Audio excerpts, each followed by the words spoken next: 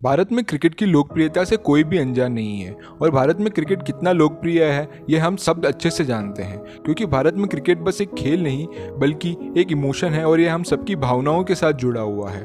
भारत की लगभग हर गली और मोहल्ले में बच्चे से लेकर युवा तक अधिकतर यही सपना देखते हैं कि वह कभी ना कभी हमारे देश के लिए क्रिकेट जरूर खेलें और देश का नाम क्रिकेट के साथ साथ खेल के जगत में आगे करें। पर यह भी हम सब जानते हैं कि हमारे देश की आबादी कितनी है और यह खेल कितना प्रतिस्पर्धी है कि हम सबको इसमें मौका नहीं मिल सकता है। इसीलिए हम में से कुछ ही लोग ऐसे होते हैं जिनको कि इस देश के लिए क्रिकेट खेलने का मौका मिल सकता है और वही कुछ लोग जिन्हें देश के लिए क्रिकेट खेलने का मौका मिलता है वह बहुत ही प्रतिभावान और खुशनसीब लोग होते हैं।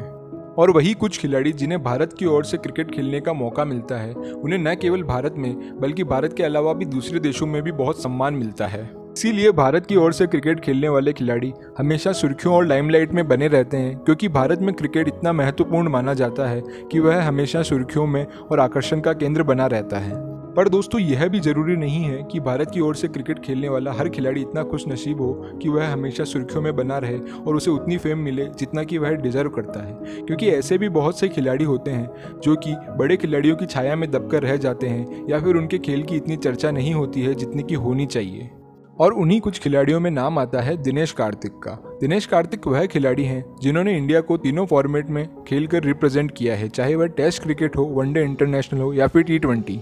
चेन्नई में जन्मे कृष्ण कुमार दिनेश कार्तिक ने सन 2004 में इंडिया के लिए क्रिकेट में डेब्यू किया है और तब से लेकर अब तक वह इंडिया के लिए क्रिकेट खेल रहे हैं और वह हमेशा कभी टीम में और कभी टीम से बाहर नजर आते हैं। एक विकेट कीपर बल्लेबाज के तौर पर दिनेश कार्तिक का चयन टीम इंडिया में महेंद्र सिंह धोनी से पहले ही 2004 में हो गया था, लेकिन दिनेश कार्तिक कभी भी टीम के लिए रेगुलर क्रिकेट नहीं खेले क्योंकि वह टीम से हमेशा अंदर बाहर होते रहे हैं। अब या तो इसे दिनेश कार्तिक की क्रिकेट स्किल्स में कुछ कमी को माने या फिर उनकी किस्मत को माने, क्योंकि महेंद्र सिंह धोनी के डेब्यू के बाद से ही महेंद्र सिंह धोनी ही इंडिया के फर्स्ट चॉइस विकेट कीपर बल्लेबाज रहे हैं और इसी कारण से दिनेश कार्तिक कभी भी टीम इंडिया का रेगुलर हिस्सा नहीं रह पाए हैं। भारतीय क्रिकेट टीम में रेगुलर चयन नहीं होने और महेंद्र सिंह धोनी की लगातार बढ़ती हुई लोकप्रियता के कारण न दिनेश कार्तिक का खेल और न उनका इंडियन टीम में चयन कभी सुर्खियों में रहा और न उनके खेल की कभी इतनी चर्चा रही।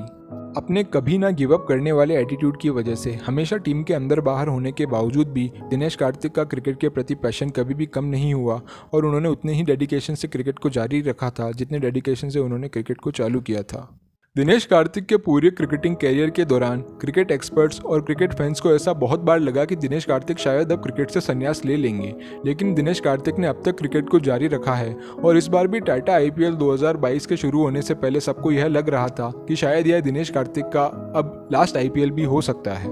और यह खबरें इसलिए भी इतनी मजबूत लग रही थी क्योंकि दिनेश कार्तिक का चयन टीम इंडिया के लिए T20 में लास्ट 3 साल से नहीं हो पाया था और सबको यही लग रहा था कि अब दिनेश कार्तिक की उम्र और उनके क्रिकेट की वजह से दिनेश कार्तिक का चयन अब टीम इंडिया के लिए कभी नहीं होगा। और जब रॉयल चैलेंजर बेंगलोर ने भी दिनेश कार्तिक को अपनी टीम के लिए विकेट कीपर बल्लेबाज और एज अ फिनिशर टीम में लिया तब बहुत सारे क्रिकेट एक्सपर्ट्स और कुछ क्रिकेट पत्रकारों का मानना था कि यह रॉयल चैलेंजर बेंगलोर का बहुत ही खराब निर्णय है क्योंकि दिनेश कार्तिक एक पार्ट टाइम क्रिकेटर और फुल टाइम कमेंटेटर हैं।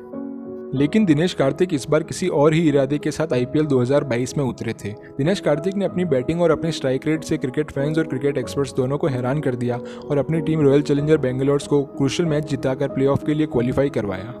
जहां यह IPL शुरू होने से पहले सबको लग रहा था कि दिनेश कार्तिक का क्रिकेटिंग कैरियर अब खत्म होने की कगार पर है और वह एक पार्ट टाइम क्रिकेटर से ज़्यादा और कुछ नहीं है और इस IPL में अपनी स्ट्राइक रेट से जो कि बाकी किसी भी बल्लेबाज से सबसे ज़्यादा थी, अब क्रिकेट एक्सपर्ट्स का मानना है कि दिनेश कार्तिक में अभी भी क्रिकेट बाकी है और वह इंडिया के लिए खेल सकते हैं। और अब टाटा IPL 2022 के बाद होने वाली इंडिया वर्सेस साउथ अफ्रीका की T20 सीरीज़ के लिए दिनेश कार्तिक का भारतीय टीम में चयन किया गया है और अब 3 साल बाद दिनेश कार्तिक भारतीय टीम के लिए T20 क्रिकेट खेलते हुए नजर आएंगे।